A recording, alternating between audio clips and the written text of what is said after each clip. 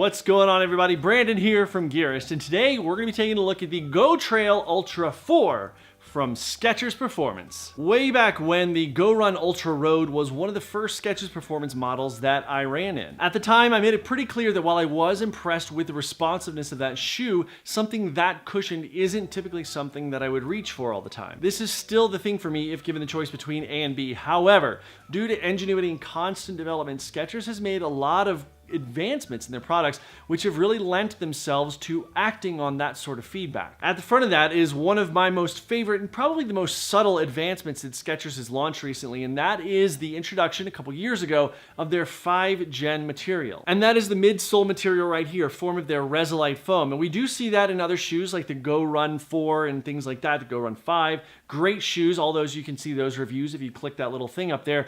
But is that enough? Is improving the midsole of this shoe enough to make it that much of a next level shoe? Or does that innovation and ingenuity spill over into the rest of the shoe? Let's take a look. The outsole of the GOTrail Ultra 4 does seem to be unchanged from version 3, but since I didn't review that, let's give a quick rundown. This set of 3mm deep lugs, which you can see here, are laid out in a set of directional lugs down the middle of the outsole, and then on the side you've got these larger triangular pieces obviously put there to dictate some lateral stability on the shoe. These lugs sit atop individual sections, which we can see here, separated by 4 flex grooves in the front half of the shoe. These are super generous flex grooves, as deep as 5mm in places, and as you can see, make for a shoe that's got a lot of stack but still has a lot of flexibility to give. Lori and I both tested this shoe, and both of us found that from a durability standpoint, with about 40 miles each, it's super impressive in these. We don't see anywhere, while the original GOTrail Ultra or GOrun Ultra Road, which some people used on trails, that was pretty much just exposed Resolite. In this, they've really beefed it up to a very really durable compound on the bottom of this guy. As far as the grip goes, what was interesting to me about this is that a lot of times companies will use a proprietary name, or they'll advertise if they're partnering with somebody, like we've talked about some Adidas shoes recently that have partnered with Continental to use the rubber from their tires on the bottom of their shoes. In this case, Skechers really doesn't have a name for this rubber, but it did hold up very well. It seems to be a blown rubber compound that even on flat rocks and things like that does hold up very well. And what I mean by that is flat rocks, as opposed to using the lugs to do the gripping, where flat rocks on an angle like this are really going to opt for the material grip of the shoe more than the lugs themselves finding a little groove here or there. In that case, this held up, as well as really holding up well from a lug standpoint, even though 3mm, these aren't particularly deep. On looser terrain, the outsole of the shoe actually did something that I wasn't expecting, and that was allow the sharp and more pointy things underfoot to really go in, sink in, and then mold around them. Now, we've seen this in some La Sportiva shoes. Most recently, we talked about the Helios number 2, which did that by its morphodynamic outsole material that was there. And in this case, this actually does a very similar thing. And it held on very nicely. And even on more technical terrain, these did quite well. They held their own and did well, even allowing for a couple of Kilian Jornet-esque slides. Like in my head, they were Kilian Jornet-esque slides. They probably looked like a almost 40-year-old dad stumbling around in the forest, if I'm being honest. Moving into the midsole of this guy, with a midsole that clearly points to this shoe falling more into the maximalist category. It's no wonder that the midsole is where a lot of the focus falls for this shoe. With a midsole made completely of that 5 Gen material, this does sport a stack height of 36mm in the heel, 32mm in the forefoot, for a net drop of 4mm. I can do math too. The midsole of this guy also sports a very unique water drainage system, and if you listen to me in the past, you know I'm not a huge fan of water drainage systems, but I'll get into that in a second. And that is that right through there under the midsole, it's tough to see. I don't know how you can be able to see that. Let's see. Anyway, you can see right under there, I'll hold it back here, there are some holes. It goes down in here, and the water does not go out the bottom. It does not. Where it goes instead is out these holes here on both sides, the lateral and medial side of the shoe. From a sock liner perspective, all that water just goes right through the perforations that you can see there in the sock liner, and that's how it gets out there. First of all, the midsole of this shoe right here is more firm by all accounts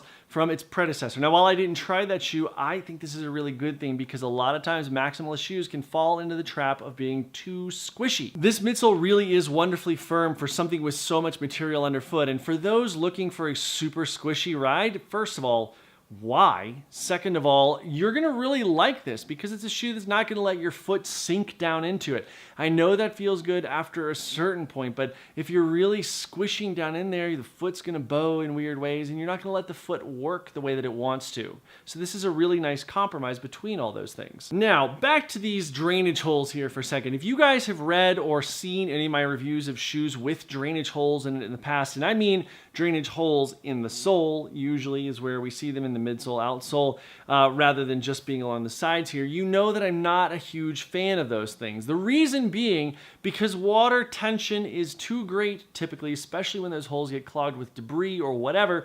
The water tension is too great to really be effective. And also, are you really producing that much water? There's not any ventilation coming from those holes ever. I mean, that's just not a thing unless you've got a hurricane blowing up from the bottom of your feet.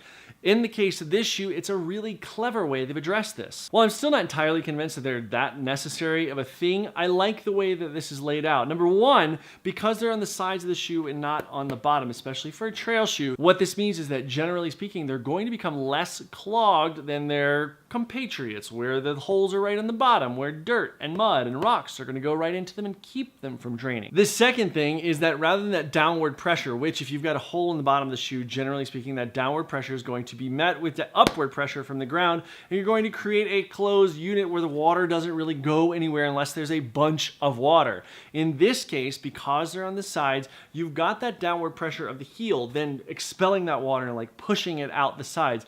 It's a really, really clever way to go, and I like the adaptation in the shoe. Moving into the upper of this guy, we find the body with a bonded mesh that allows for an almost seamless interior. The interior seams which do show up are one right here where the tongue meets the vamp on the inside, obviously, since I said interior, and then also where the softer foam right there, the softer material, this mesh, goes from in the midfoot into meeting the collar area. That's pretty standard in both cases. It's very, very smooth. There is something of a seam which also appears, and it's really well integrated in flush mounted midfoot support strap, which is basically a strap that runs internally right across there on both the lateral and the medial side. The support structure of the upper, as we can see right here, is made from a 3D, really smooth 3D printed on material. This is spaced widely enough that the breathability is actually pretty good, but it's also there to keep things from blowing apart. And in my durability, kind of mine and Lori's durability looking at this shoe, the upper held together very, very well. Lacing in this guy is a significant change from its predecessor, which was a more traditional eyelet setup to a gilly lacing system. As we can see here, these little blue things are called gillies. These gillies are combined with lay flat laces, and they lay over top of this thin, kind of seems like to be an EVA in there, thin, non-gusseted tongue. At the rear of the shoe, we find the same adaptation of the Skechers Quick Fit system as we saw in the GOrun 5, and that is this guy right here, kind of an external addition, nice pull tab on the heel. Brief side note, I don't really understand when trail shoes don't have gusseted tongues. Now, in the case of this shoe, is there a lot of debris getting in there? No, there's not. There's a little bit, but it's not anything significant. I don't think it's a huge problem. I do want to see it though, because what if you do take this on looser terrain? What if you take it in things that are more sandy or more dirt?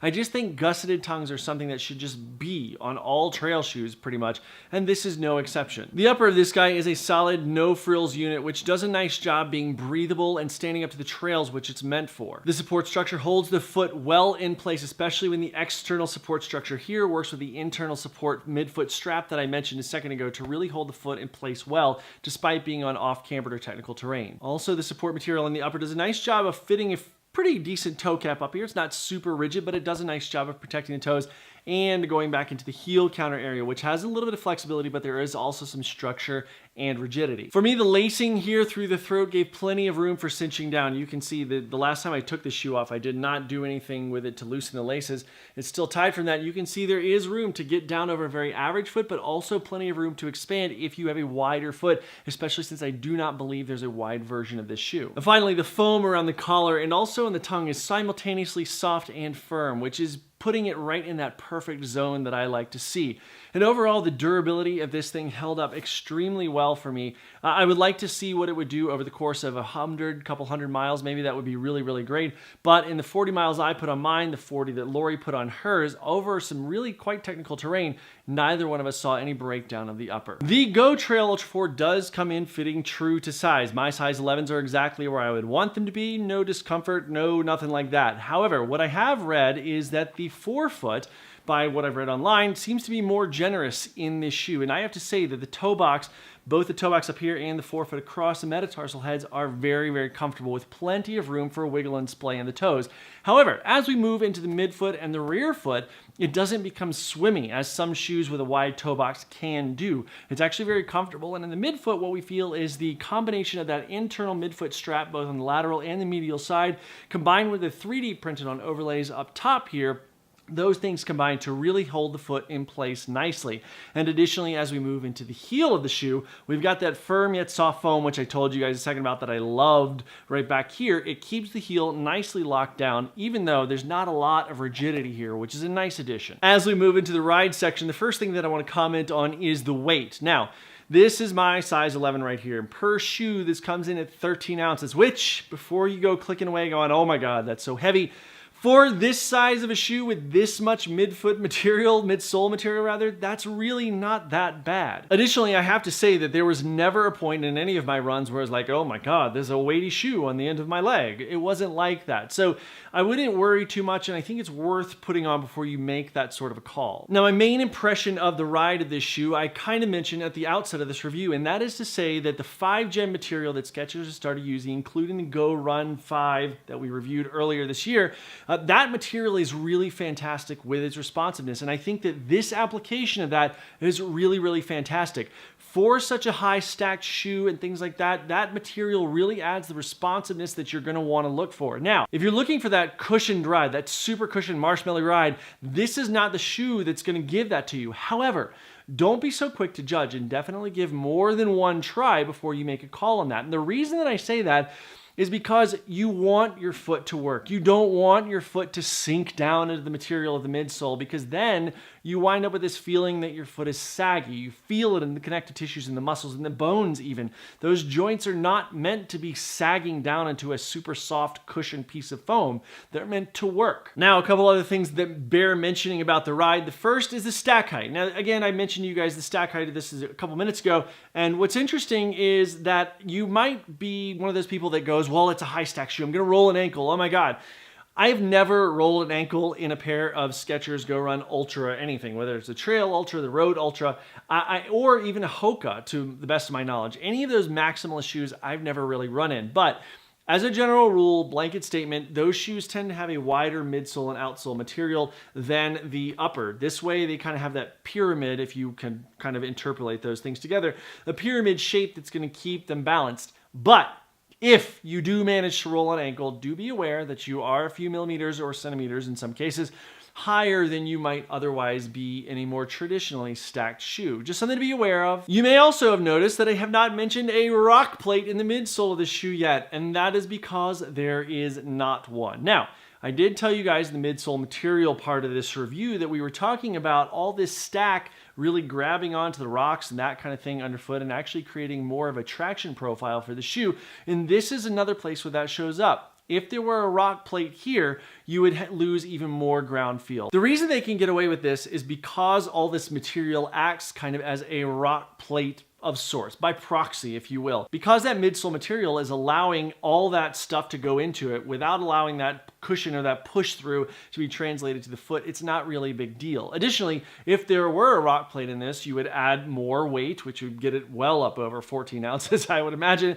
And at the same time, it would take away from what little ground feel there already is. And speaking of ground feel, that's another thing that's not fantastic in this. If you're looking for hypersensitive, really in touch with the ground, I want to feel what's under my foot at every footfall with this shoe, you're not going to get it. But you're probably not looking for that if this is the shoe that you're buying or anything with a maximalist profile. I'm still not a person who's going to reach for the most cushioned shoe or a maximalist shoe out there. I'm someone who's going to want more ground feel, a lot more responsiveness from a more footworking perspective. However, I will still say that, as I've said about the predecessor of this shoe that I tried and all the shoes that 5 gym material, this is far more responsiveness than I would ever expect for something like this. One of the hallmarks of all Skechers Performance shoes since we started reviewing them has been their amazing price point. With this shoe, it's interesting because you've got a lot more material and some more technology that's gone into it, and that has indeed raised the price point, in addition to the fact that overall I've seen that uptick in running shoe prices. The price point in this originally came in at right about $120, which is one of Skechers Performance's more expensive shoes out there. However, if you would be so kind to help us out and check that Amazon link or any of the links down in the description of this video, you will see that you can get this shoe right now for right around $60. And I will say, no matter who you are, if you're looking for a cushion shoe or you're just interested, $60 is really a small price to pay for a high quality shoe that's actually got that maximalist profile that some of you may not have gotten your feet on yet. If you're looking for a shoe with plenty of cushioning, but still all that response that you may want in a more performance-oriented shoe, this may be the shoe for you. Again, keep in mind what you're getting. You're not getting that close to the ground feel that you may have from, say, I don't know, like a New Balance Minimus or even the Vasi Summit that we recently reviewed. You're getting a shoe that's meant to protect the foot from the ground. This shoe is also quite rugged for what it is. And if you're sitting there going, oh, well, I can't expect a Skechers Performance shoe to hold up, that's crap, man. It's time to get your head out of your butt about Skechers. You guys need to try these out. Any of the Skechers models that we've been talking about are legitimate shoes these days. So I haven't mentioned that in a while, but somebody who's still hung up on the fact that they are Skechers really needs to get over it, because Skechers Performance is the real deal and this shoe is no different. Guys, before we get to our question of the day, I want to ask you to please go to our Facebook page and click that shop thing on the side there and buy a hat. We've got Gearist hats for sale right now, and we've got more stuff on the way. So definitely be sure to subscribe to our channel, which you can do so by clicking. There's a button around here that you can click. It says, it's our little logo there. Click on that. Subscribe to our channel so you get all of our videos while you sleep. They'll come to your email inbox and show you what's up, the latest gear that we've taken a look at, the latest reviews of all kinds of gear, and latest gear diaries. Because guess what? There is an event that I'm doing next June 2018 that I'm going to be talking to you guys about very soon, so be sure to subscribe so you get all the daily updates with that. Also, on all your social media outlets, just search for Gearist, whether it's Instagram, Twitter, Facebook, YouTube, search for it. Well, you're watching a YouTube video right now. Search for it, subscribe to us, follow us. Hey, tag us, hashtag I'm a Gearist, IMAGERIST, and we would love to share your photos, your videos, say hi, have a conversation with you, what's up, and if you can also email info@gearist.com. We'd love to just hear from you and see what's going on. Now, our question of the day for you guys is, have you got a maximalist shoe that kind of falls outside the purview of your normal shoes? If normally what you go for is something that's light and fast and low to the ground, do you have a maximalist shoe? Whatever brand, whether it's Skechers or whether it's Hoka or whatever, do you have something that's kind of your go-to more maximalist shoe like that? Let us know down in the comments section below. Guys, once again, thank you so much to all of you who've been such amazing and ardent supporters of Gearist. We really appreciate it. We've got our very own Patreon page coming up. And by the way, if you're watching this, it may already be live. Just go to patreon.com/Gearist. And please help support Gearist for as little as $1 a month if you want to. That would be a huge help to us and will allow us to keep bringing you more and more great content as we can. Thank you guys so much for all your support. Get out there, get dirty, and we will see you next time.